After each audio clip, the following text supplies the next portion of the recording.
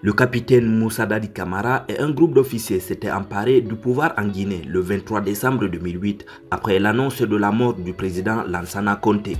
Le lendemain, il s'autoproclamait président.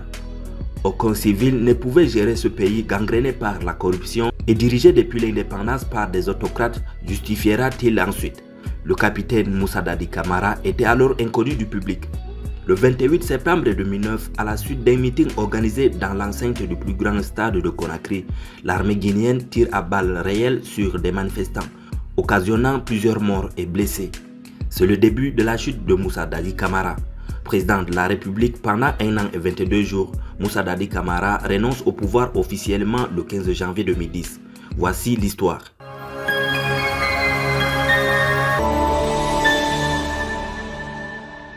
Le capitaine Moussa Dadi Camara, né le 29 décembre 1964 à Zérékoré, est un Guérzé, né de Guinée forestière, loin de Conakry.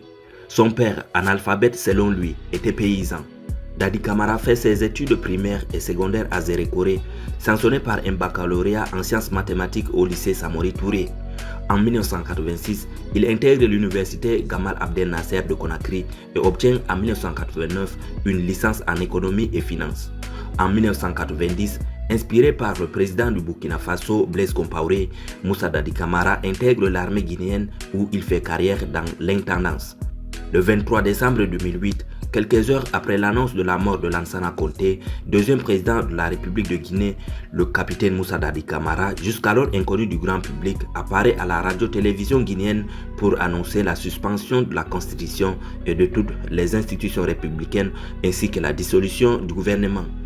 Il prononce un discours à caractère social, dénonçant le désespoir profond du peuple de Guinée, la complicité des dignitaires du pouvoir dans le pillage des ressources du pays et leur incapacité à fournir à la population les services de base. Le lendemain, il est désigné chef de la junte, puis il s'autoproclame président de la République de Guinée. Il promet des élections libres, crédibles et transparentes. Au début, son discours pour le peuple lui vaut l'adhésion de nombreux Guinéens. Au fil du temps, cependant, les dirigeants ont commencé à perdre le soutien populaire en raison du retour à la manière autoritaire d'exercer le pouvoir. L'armée a pris le contrôle de toutes les affaires de l'État. Les soldats manquaient de discipline et commettaient des vols. Contrairement aux annonces précédentes, aucune mesure n'a été prise pour organiser des élections libres et équitables et le capitaine Moussa Dadi Camara n'a pas exclu sa candidature aux élections présidentielles. Dans le même temps, les voix de l'opposition réclamant un retour à un régime civil ont été brutalement réprimées et les auteurs des exactions sont restés impunis. Le 28 septembre 2009, dès les premières heures du matin, des dizaines de milliers de supporters de l'opposition se sont dirigés du côté du stade, remplissant la rue principale de la ville. Les supporters de l'opposition ont commencé à se rassembler à l'entrée principale du stade à partir de 7h-8h.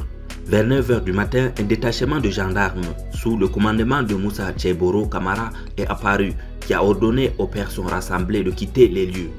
Devant le refus, les gendarmes ont fait usage de gaz lacrymogène et de balles réelles, ce qui, selon les témoins, a entraîné des morts.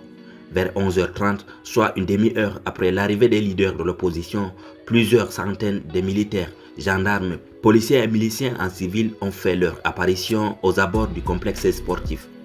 Cette troupe comprenait la garde présidentielle sous le commandement du colonel Toumba Diakité, conseiller principal de Camara. En outre, 2 unités de gendarmerie sous le commandement du capitaine Tcheboro Camara et un groupe de miliciens civils armés de couteaux, de gourdins et de machettes. À leur arrivée, ils ont encerclé le stade et l'ensemble du complexe et bloqué toutes les entrées.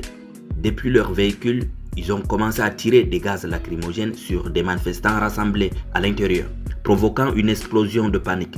Quelques minutes plus tard, la garde présidentielle et un petit nombre de forces restantes ont pris d'assaut la porte principale du stade et ont commencé à bombarder la population à balles réelles. À la suite de la répression violente du rassemblement, au moins 157 personnes sont mortes ou portées disparues. Des dizaines de femmes et de filles qui ont participé à la manifestation au stade de Conakry sont devenues la cible des violences sexuelles avec une cruauté particulière. Quelques jours plus tard, sous la pression de l'enquête internationale, Moussa Dadi Camara semble se désolidariser des responsables des violences.